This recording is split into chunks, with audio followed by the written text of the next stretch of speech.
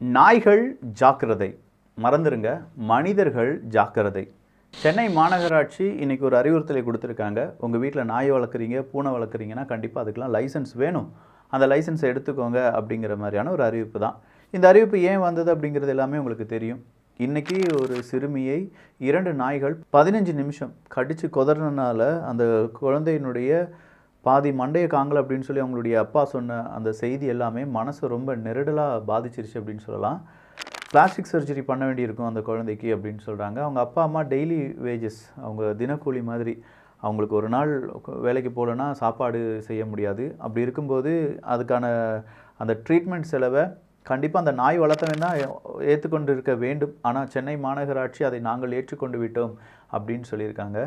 அந்த குழந்தை நல்லபடியாக சேஃபாக இந்த பூமியில் மறுபடியும் இருக்கணும் அப்படின்னு சொல்லி நம்ம விரும்புகிறோம். நம்ம எல்லாருமே பிரார்த்தனை செய்து கொள்வோம். சொல்லப்போனால் நம்முடைய பிரார்த்தனைக்கு, கூட்டு பிரார்த்தனைக்கு என்றைக்குமே மனசார இந்த கடவுள் அந்த கடவுள்லாம் கிடையாது. எல்லாமே இயற்கை சார்ந்து இருக்கக்கூடிய எல்லாருக்கும் ஒரே கடவுள் தான். அப்படி ஒரே கடவுளை நம்ம நினச்சோம்னா அந்த குழந்தை சக்ஸஸ்ஃபுல்லாக மீண்டு வந்துடும் அப்படின்னு சொல்லி நம்புவோம்.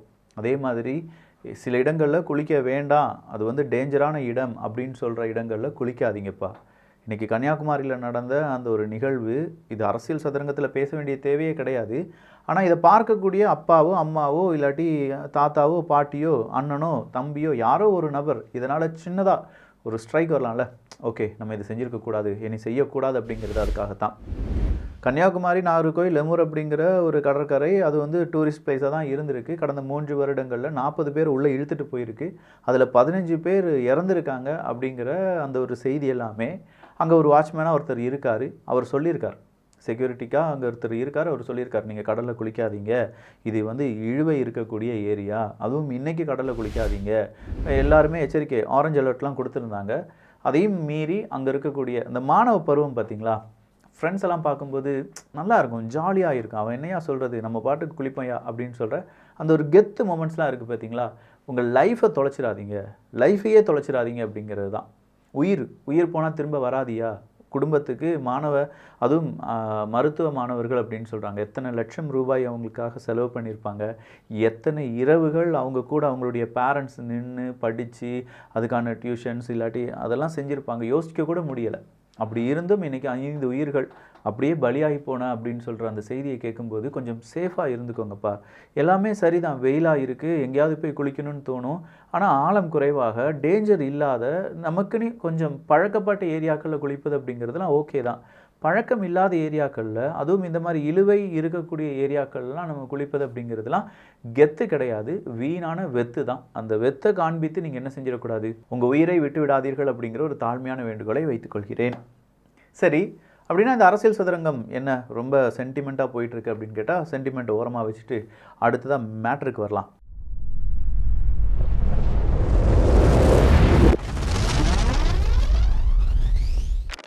சென்னை கொளத்தூர் பகுதியில் உரிய ஆவணங்கள் இருந்தும் ரூபாய் 500 அபராதம் விதித்ததாக காவல்துறையினரிடம் வாகன ஓட்டுநர் வாக்குவாதம். சத்தியமாக சொல்கிறேன், அது வாக்குவாதம் கிடையாது. அந்த வாகன ஓட்டுவர் அவர் என்ன சொல்கிறாருன்னா, நான் பிஎஸ்சி மேக்ஸ் படித்து பேங்கில் வேலை பார்த்தவன், ஏதோ ஒரு கஷ்ட காலத்தில் நான் வண்டி ஓட்டிகிட்ருக்கேன், நான் எந்த தவறும் செய்யலை, என்கிட்ட லைசன்ஸ் இருக்குது, என்கிட்ட பொல்யூஷன் சர்டிஃபிகேட் இருக்குது, அந்த வண்டியில் லோடு அளவுக்கு அதிகமாக ஏற்றவே இல்லை, டயர் எல்லாமே கரெக்டாக இருக்குது, எல்லாமே டெஸ்டிங் எல்லாமே பண்ணியிருக்கேன். அதையும் மீறி 500 ரூபாய் நீங்கள் கேட்குறீங்க, ஃபைன் பண்ணுன்னு சொல்கிறீங்க, அதற்கான காரணம் என்ன அப்படின்னு சொல்லி அவர் கேட்குறார். நீங்க காட்டுங்க, நீங்க காட்டுங்க சார். நான் நம்பணும்ல, நான் காட்டுறேன்ல. நீங்க காட்டுங்க, உங்க ஐடியா காட்டுங்க, உங்க ஐடியா காட்டுங்க சார். நான் ஏன் காட்டுங்க, உங்க ஐடியா காட்டுங்க, நான் காட்டிட்டேன். அந்த காரணத்தை அந்த டிராஃபிக் போலீஸாக இருக்கக்கூடிய நபர் என்ன செய்கிறாரு, சொல்ல மறுக்கிறார். இல்லை, லைசன்ஸை கொடுங்க சார், இதாக இருக்குது, நான் லைசன்ஸை அவர் காண்பிக்கிறார், எல்லாமே வீடியோவில் ரெக்கார்ட் ஆகிருக்கு, அவர் காண்பிக்கிறார். அப்போ அவர் திரும்ப கேட்குறாரு, எனக்கு உங்களுக்கு டவுட்டாக இருக்குது, உங்கள் ஐடி கார்டை காண்பிங்க அப்படின்னு சொல்லி காவல்துறை அதிகாரியிடம் கேட்கிறார். அதற்கு அந்த காவல்துறை டிராஃபிக் போலீஸ் என்ன சொல்கிறாருன்னா, இல்லை நீங்கள் உங்களுடைய இதை மட்டும் காண்பீங்க அப்படின்னு சொல்கிறார். இல்லை சார், எனக்கு டவுட்டாக இருக்குது, உங்களுடைய ஐடி கார்டை காண்பீங்க அப்படின்னு சொல்லும்போது இன்னொரு போலீஸ் வராரு. என்னப்பா உன் வண்டியை தான் போக சொன்னேனே அப்படின்னு சொன்னால், ஆமாம் சார் போக சொன்னீங்க, ஆனால் அவர் 500 ரூபாய் பிடிச்சி வச்சிருக்காரு, 500 ஏதோ கேஸ் போட போகிறேன்னு சொல்கிறார். என்ன தவறு இருக்குன்னு சொல்லுங்கள் சார் அப்படின்னு சொல்லி கேட்குறார். நியாயமான கோரிக்கையுடன் அவர் நின்று போராடுறாங்க. அவர் முகம் அதில் இல்லை, அவருடைய குரல் மட்டும்தான் இருக்குது. அந்த மனுஷனுக்கு ஹேட்ஸ் ஆஃப் யா. அவ்வளோ தூரம், அவ்வளோ டென்ஷன். அவருடைய வாழ்க்கையில் அவர் நிறைய கஷ்டப்பட்டிருக்காரு. அவர் ஆங்கிலம் பேசுகிறார் அப்படிங்கிறது மட்டும் இல்லாமல் அவருடைய வாழ்க்கை எப்படியாவது அவங்க குடும்பத்துக்காக அந்த வண்டி ஓட்டுறார் அப்படிங்கிறதும் 500 ரூபாய் காசு என்ன மரத்துலையா காய்க்குது, என்கிட்ட பைசா இல்லை, நீங்கள் தேவையில்லாமல் இந்த பெனால்ட்டி போடுறீங்க அப்படின்னு சொல்கிற அந்த வரிகள் நார்மலாக நம்மளே மாதிரியான ஹியூமன் பீயிங் தானே. நமக்கும் ஒரு 100 ரூபாய், 100 ரூபாய்லாம் வேண்டாம், 10 ரூபாய் நம்ம எங்கேயோ தெரியாமல் தொலைச்சிட்டோம்னா அன்றைக்கி டெய்லி அந்த 10 ரூபா எங்கேயோ மிஸ் பண்ணிட்டோமே, ஸோ எப்படி ஏமாந்துட்டோமே அப்படின்னு நம்ம நினச்சிட்டே இருப்போம்ல. காரணம் அந்த 10 ரூபாய்க்கு வலியும் வேதனையும் நமக்கு தான் தெரியும். அப்போது அந்த மனிதன் கேட்பதில் எந்த தவறும் கிடையாது. ஆனால் நம்ம ஒரு போலீஸ் என்ன செய்கிறாங்க, இல்லை கொடுக்க முடியாது, சரி இதில் சட்டம் இருக்கா அப்படின்னு நீங்கள் கேட்கலாம். எஸ், சட்டம் இருக்குது. உங்களுடைய லைசன்ஸை கேட்கக்கூடிய வேலை மட்டும்தான் யாருடையது அப்படின்னு பார்த்தீங்கன்னா டிராஃபிக் போலீஸினுடையது. அதுக்கு அடுத்தபடியாக இருக்கக்கூடிய அந்த டாக்குமெண்ட்ஸை எதுவுமே நீங்கள் காண்பிக்க வேண்டுமா அப்படின்னு பார்த்தா நீங்கள் தான் மனசு வைக்கணும். உங்களுக்கு ஏதாவது டவுட் வருது, அது போலியான ஒரு அதிகாரியாக இருக்கலாம், இல்லாட்டி அந்த போலீஸ் அதிகாரி மாரி உங்களுக்கு ஏதாவது டவுட் வருதுன்னா அவங்களுடைய ஐடி கார்டை நீங்கள் கேட்கலாம். அவர் யூனிஃபார்மில் இருந்தாலுமே அவருடைய ஐடி கார்டை கேட்டு பார்த்து நீங்கள் வாங்கலாம், அதில் எந்த தவறும் கிடையாது. இதை தான் அந்த நபர் கேட்குறார், உங்களுடைய ஐடி கார்டை கொடுங்க பார்க்கட்டும், போலீஸான்னு சொல்லி எனக்கு டவுட்டாக இருக்குது, ஏன்னா 500 ரூபா நீங்கள் கேட்குறீங்க, சும்மா கேட்குறீங்க, நான் எந்த தவறுமே செய்யலையே அப்படின்னு சொல்லி கேட்குறாங்க. இந்த ஊர் உலகத்தில் நம்ம எல்லாருமே ஒரு விதத்தில் பயந்துட்டு தான் இருப்போம். அந்த பக்கம் போகாதையா டிராஃபிக் போலீஸ் இருப்பான், நம்மகிட்ட எல்லா டாக்குமெண்ட்டும் இருக்கும், ஆனால் அந்த பக்கம் போகாதான்னு சொல்லுவோம். காரணம் என்ன, போய் எதுக்கு ஏதாவது சொல்லி பைசா வாங்கிடுவாங்க, நம்ம தேவையில்லாமல் பணம் கொடுக்க வேண்டியதாக இருக்கும். ஆனால் உண்மையிலேயே நம்ம அங்கே பணம் கொடுக்க வேண்டியதாக இருக்கா அப்படிங்கிறது தான் இங்கே கேள்வி. இல்லையே, அங்கே பணம் கொடுக்க வேண்டிய தேவையே இல்லை. இந்த மனிதருக்கு நடந்தது அதுதானே. அரசியலில் இங்கே காவல்துறை அதிகாரிகளும் டிராஃபிக் போலீஸும் இந்த மாதிரி அரசியல் செஞ்சிட்டிங்கன்னா பொதுமக்கள் எங்கேயா போவானாங்க? எங்களுக்குன்னு ஒரு வாழ்க்கை இருக்குது, எங்களுக்குன்னு ஒரு தேடுதல் இருக்குது, எங்களுக்கும் ஏக்கங்கள் இருக்குது. நாங்களும் உங்களை மாதிரி தான். நீங்கள் வெயில நின்று கஷ்டப்படுறீங்கன்னா நாங்கள் வெயில உழைச்சி கஷ்டப்படுறோம். அதை விட்டுட்டு அரசாங்கம், அரசு அதிகாரம் அப்படின்னு சொல்லும்போது உங்களுக்கு ஒரு படி மேலே நீங்கள் செத்த உடனே நீங்கள் நேரடியாக சொர்க்கத்துக்கெலாம் போகிறதுலாம் அப்படிலாம் கிடையாதுல்ல. எல்லாருமே மனிதர்கள் தானே. அந்த நேரத்தில் இந்த மாதிரியான சட்ட சிக்கல்களும் இல்லாட்டி 500 ரூபாய்க்காக இப்படி ஒரு சாதாரண மனிதனை போட்டு வாட்டி வதைப்பதும் அப்படிங்கிறத அக்செப்ட் பண்ணவே முடியலை.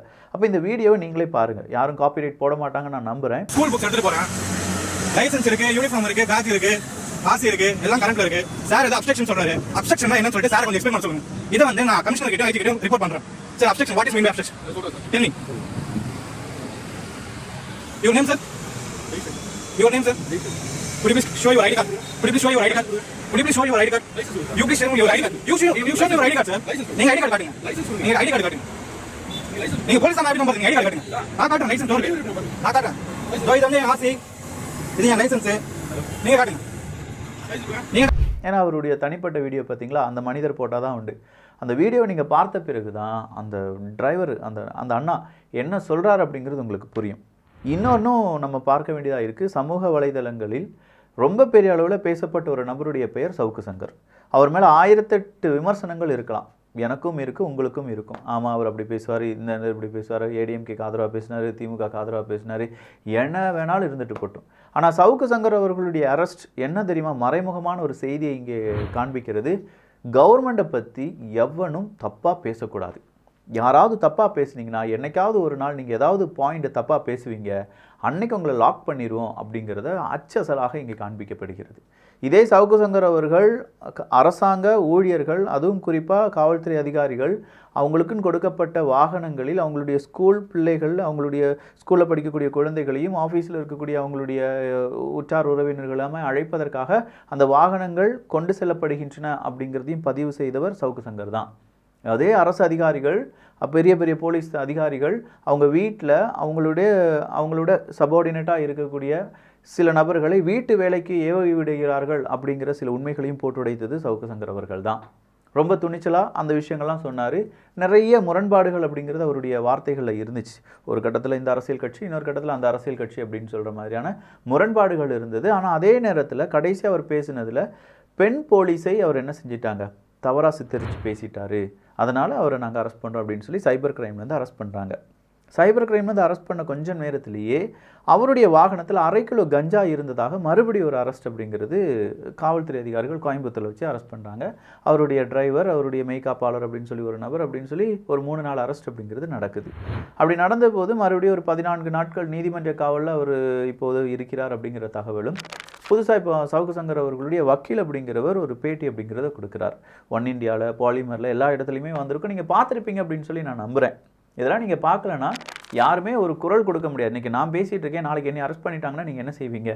ஒரு நபர் என்னை பார்க்க வருவீங்களா? அப்படிங்கிறது எனக்கு இப்போது ஒரு பெரும் கேள்வியாக மாறி நிற்கிறது. அப்படிங்கிற ஒரு உண்மையான சிச்சுவேஷனில் வந்து நிற்கிறேன். தெரியல, உண்மையை பேசினா என்ன நடக்கும் அப்படிங்கிறது எனக்கு தெரியல. இதையும் மீறி நான் உண்மையை பேசி இருக்கேன் அப்படின்னு சொல்கிறது ஏதோ விதமான ஒரு ஃபோர்ஸ். ஓகே, நம்ம மறுபடியும் பேசுவோம், சவுக்கு சங்கரை பற்றி நம்மளாவது பேசுவோம் அப்படிங்கிறது தான். அதுக்காக அவருக்கு நான் சப்போர்ட் பண்ணுறேங்கிறது அர்த்தம் கிடையாது. அந்த வக்கீல் சொல்லியிருக்கக்கூடிய வார்த்தைகளை கவனிச்சிங்கன்னா, கோயம்புத்தூரில் வச்சு அவர் அரெஸ்ட் பண்ணதுக்கு முன்விரோதம் ஒரு காரணமாக இருக்கும். ஏன்னா நிறைய காவல்துறை அதிகாரிகள் இவர் மேலே கோவத்தில் இருக்காங்க. 10க்கும் அதிகமான வார்டன் சேர்ந்து இவங்களை அடிச்சிருக்காங்க, பிளாஸ்டிக் பைப்பால் அடிச்சிருக்காங்க. கையிலலாம் சின்னதாக என்னது இருக்குது, ஃப்ராக்சர் அப்படிங்கிறது இருக்குது. கையிலெல்லாம் கொப்பளமாக வீங்கி இருக்குது அப்படின்னும், அவருடைய உடல்நிலையை பற்றியான ஒரு கேள்விக்கு இன்னும் பதில் வரவில்லை அப்படின்னும், அவருக்கு சிறையில் வச்சே அவரை கொல்றதுக்கான பல முயற்சிகள் நடைபெறலாம் அப்படிங்கிற மாதிரியான தகவலை அந்த வக்கீல் அப்படிங்கிறவர் வெளியிட்டிருக்கிறார். ஸோ நாம் என்ன கேட்குறோம் அப்படின்னா, அரசு அதிகாரிகள், இதை பார்க்கக்கூடிய நபர்கள் இருப்பீங்க, காவல்துறை அதிகாரிகள் இருப்பீங்க, பெரிய பெரிய ஜட்ஜஸ் இல்லாட்டி பெரிய உயர் பதவிகள் இருக்கக்கூடிய நபர்கள் நீங்கள் இருப்பீங்க. சாதாரண மனிதனுடைய ஒரே ஒரு கோரிக்கை இவ்வளோதான் சார், அங்கே சட்டத்துக்கு புறம்பாக எதுவும் நடக்கக்கூடாது. தப்பு செஞ்சுருந்தாங்கன்னா கண்டிப்பாக சட்டம்னு ஒன்று இருக்குது, நீதிமன்றம் இருக்குது, அதுக்கான தண்டனைகள் இருக்குது, அதெல்லாம் கொடுக்க போகிறீங்க. ஆனால் லாக்கப்பில் வச்சு அடிக்கிறது, அப்படி அடிச்சிருக்காங்க அப்படின்னு சொல்லி ஒரு வக்கீல் சொல்லியிருக்காங்க, அவர் சொல்கிறது பொய்யா இல்லை அப்படி உண்மையிலேயே அடிச்சிருக்காங்களா? அப்படி அடிச்சிருந்தா அது ஏன் அடிக்கிறாங்க? 10 பேர் சேர்ந்து அடிக்கிற அளவுக்கு இங்கே வன்மம் அப்படிங்கிறது இருந்துச்சுன்னா பயப்படுறோமா?